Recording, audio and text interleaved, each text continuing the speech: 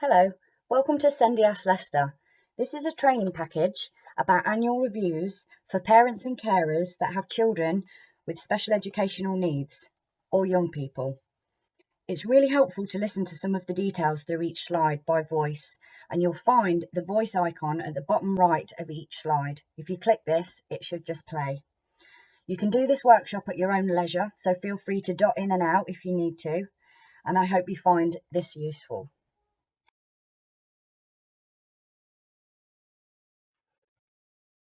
These are some of the things we're going to look through in today's session. We're going to look at SENDIAS, who we are and what we do. We're going to look a little bit of legal documents. What is an annual review? There are 5 different stages. Helpful hints for the meeting, sections to discuss in the meeting, what happens next, timelines and the current situation, including ages of 0 to 5, transfer phases and year 9, requesting a reassessment, emergency annual reviews, ceasing the EHCP, and for further support.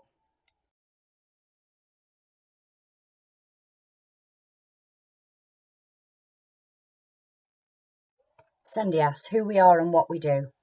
We are a free, impartial and confidential support and advice service, so anything you discuss with us does remain completely confidential. We can support you in completing complicated documents, also anything to do with annual reviews or even appealing a decision that you don't agree with. We can also try and voice the child or young person's opinions and help parents and carers make sure that their views are heard. Our contact information is on the very last slide.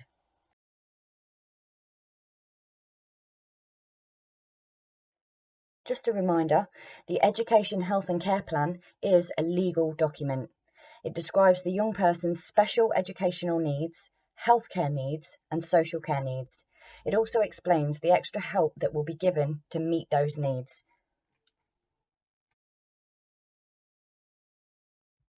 There are certain legal documents that exist, like the following, that the local authority and anyone else involved in the child's education, health and care plan must adhere to.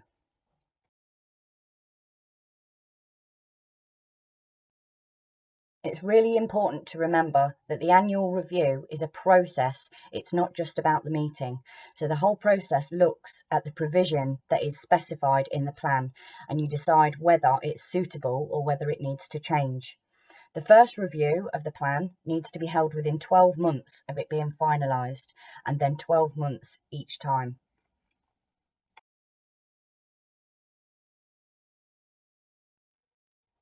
The local authority legally has to review at least annually. In early years, which is 0 to 5, it's often reviewed every 3 to 6 months, so it's a little bit more frequent. At these meetings, everything must be laid down by the law and the code of practice. You can also find out whether the local authority decides to maintain, change or cease the plan. They'll let you know either way. And this also provides you an opportunity to update or request any changes each time an annual review meeting happens.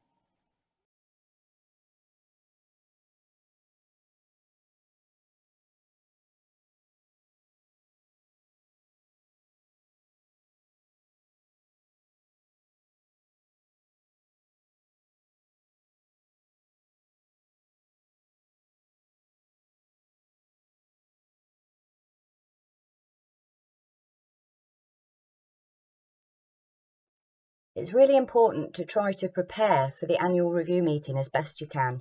This is an opportunity to gather views and opinions from young people themselves, how things are going, if things are going well or not so well, and whether the support they're receiving is correct for them. This is also a chance for you to make notes before the meeting of anything that you wish to discuss. Sometimes when you're in the meeting, whether it be in person or online, you might forget. So it's very important to try and make a note of all the important things that you do want to discuss.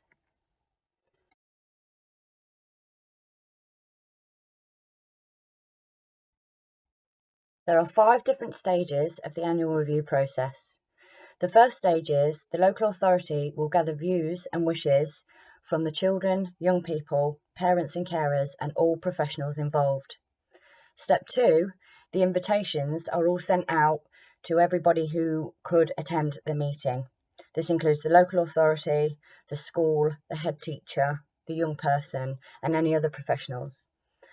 This should be done 2 weeks prior to the meeting. Step 3 is the meeting itself. So this will now take place online, or possibly when schools return back to a formal group face-to-face meeting. But for now, they're still going ahead and they're still being done online. Step 4 is preparing the report. So anything that comes from the meeting, any notes, anything that's discussed, will all be written down and it'll all be sent to all different parties. Then step 5 is decision and amendments. This is where they look at the final plan and the local authority will decide to amend the plan, keep the plan the same, maintain it, or cease the plan.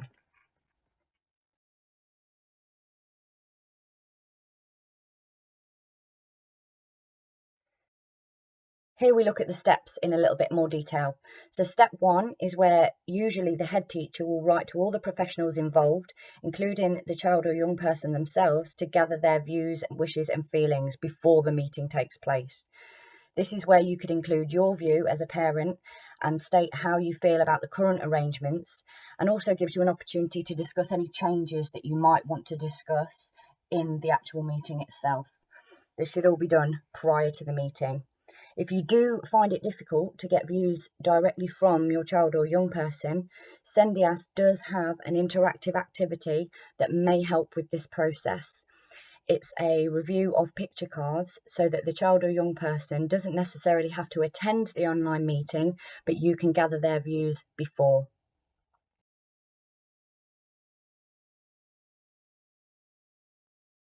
Step 2, in a little more detail, is where the head teacher, usually, will invite all of those required to attend the meeting. This includes the parents and carers, the young people if they wish to attend, and any other professionals involved.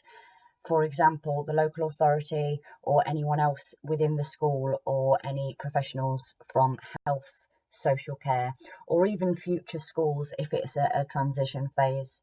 This must be done 2 weeks before the annual review meeting and circulate the copies of any reports that they've received in step 1. Going back to the legal documentation, in the SEND Regs 2014, this is a list of people that the head teacher or their delegate must obtain or at least request advice from these specific people before the meeting takes place. Step 3 is the actual meeting itself. So it's really important to remember that the annual review meeting is a person-centred planning meeting. So it's all about the child or young person and at their best interests. So it mustn't be a how have things been this past year kind of meeting. It needs to be what provision is the child or young person getting? Does it work? Do they need more? Do they need less? And giving views, wishes and feelings as to how it's going. This also includes the right to request a personal budget for further support. Here's a list of helpful hints about what should be discussed in the meeting according to the Code of Practice. So you'll see a lot of the words say must. These are according to the Code of Practice, and this is where the local authority must ensure that these things are adhered to. So it must focus on their progress towards achieving their outcomes in Section E. It must establish whether their current outcomes are still appropriate or new ones need to be agreed. It must review short-term targets, possibly set new ones, and look at educational provision and arrangements for delivering it. It must also look at health and social care provision and check its effectiveness towards the outcomes.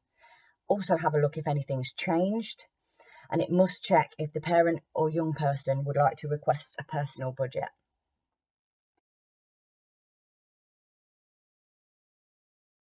Step 4 is preparing the report. So anything that was discussed within the annual review meeting itself needs to be taken down in note form and distributed to everyone that attended. So the host, usually the school, must prepare the report with any recommendations, and any things, whether they agree or disagree, need to be written down. It also must be sent to everyone who had been invited to the meeting and the local authority within 2 weeks of the meeting taking place.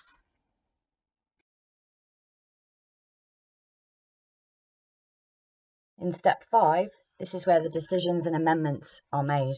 So after receiving all the reports after the meeting, the local authority needs to decide one of these three options: that it remains unchanged, that it needs to be amended, or that it should be ceased.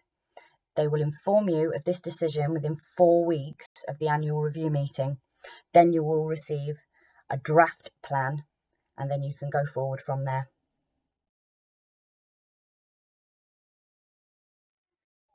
Here we're going to look at all the different sections throughout the Education, Health and Care Plan that may be discussed at annual review, sections A to J.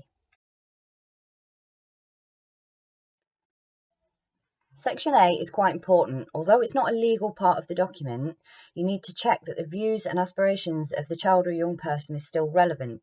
For example, if they remain the same, if they're interested in a certain thing, such as wildlife or animals, for example, it should be checked in this part that that is still their interest. There might be additional aspirations that you want to include through their new experiences, interests, or circumstances.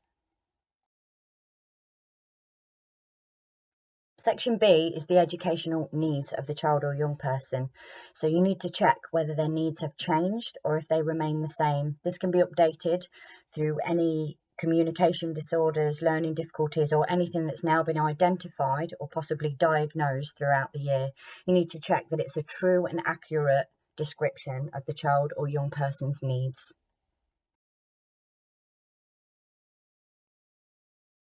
Section C is the health needs of the child or young person. So this is where you need to check if any new diagnosis or ongoing investigations have happened throughout the year. You might have updates on their health conditions. This may vary throughout the year, but you might be in a different place as to where you were last year. So this is a time to update any healthcare needs.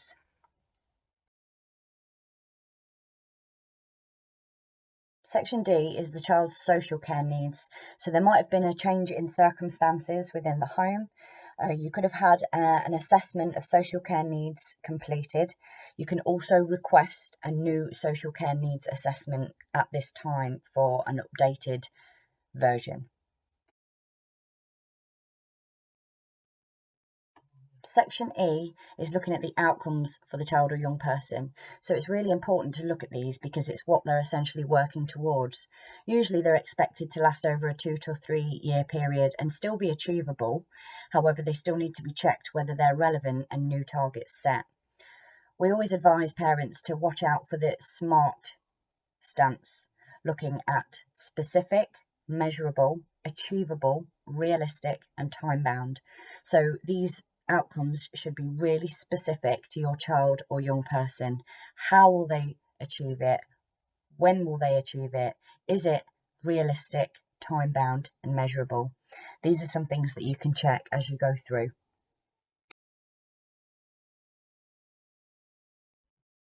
Section F looks at the education provision for the child or young person.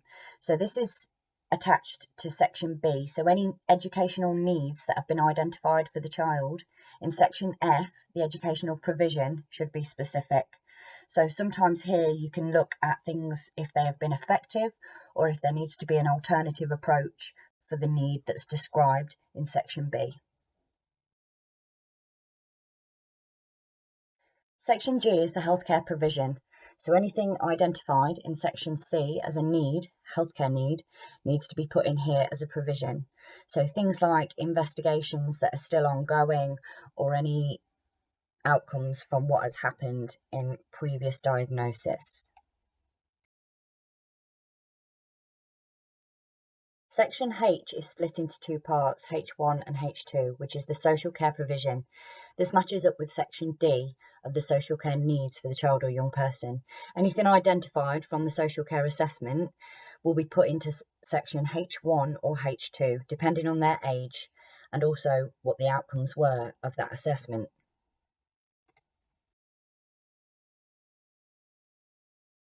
Section I is the school or placement.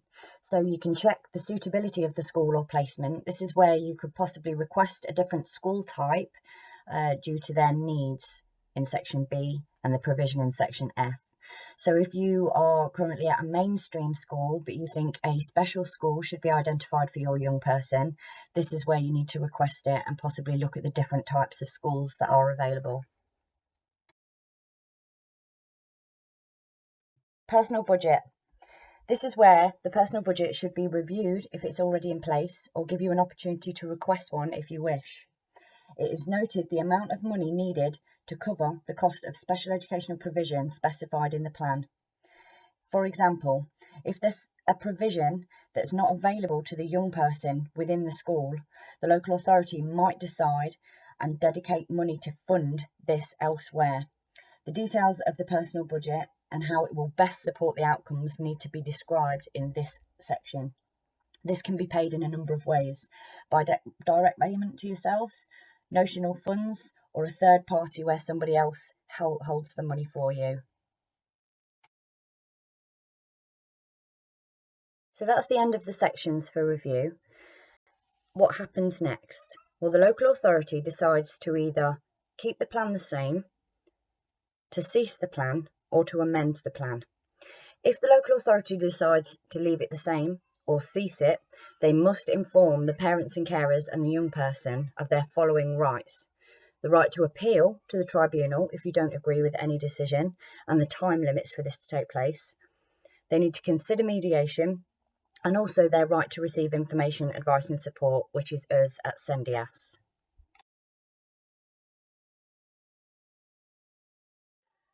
If the local authority decides to make amendments to the plan, they should send the parents and carers and young people a copy of the unchanged version of the plan, along with the proposed amendments. You'll find this either in bold, highlighted, or strike through, depending on what the amendments are. This includes the supporting evidence for the proposed changes, and then it gives the child, young person, or parent and carer at least 15 days to respond with their views. This could include naming a school, as that won't be detailed in the draft plan, and it also will give you the right to meet with the local authority to discuss the proposed changes. Here is a timeline for the annual review, listing all the different dates that it should adhere to.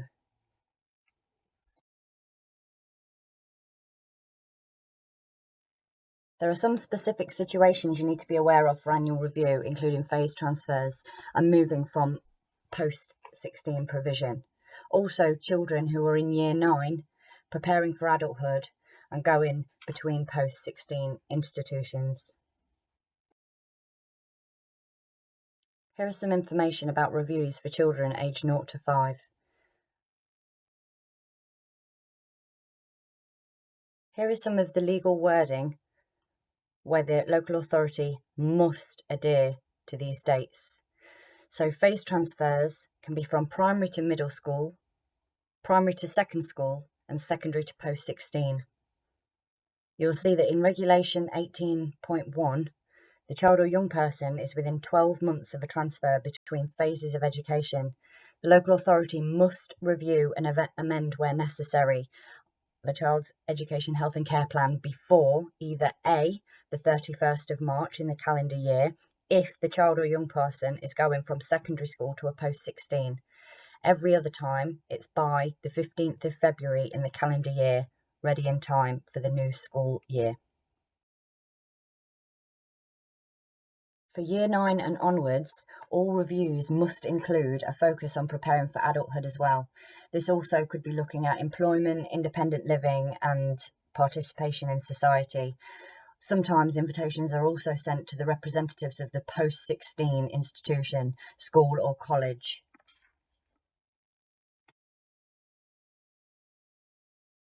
During the annual review process, this is also an opportunity to request a reassessment if you feel that your child or young person's needs have significantly changed.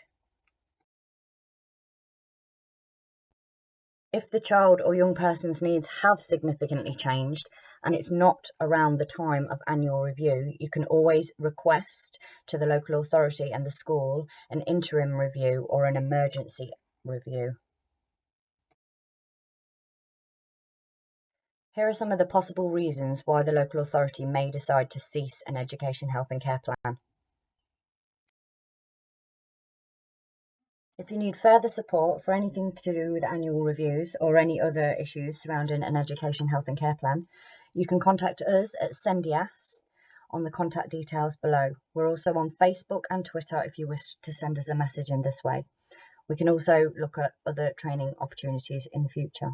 You can also find out more information from the Council for Disabled Children, the local offer, which is a local authority website, and also IPSI, which is independent advice.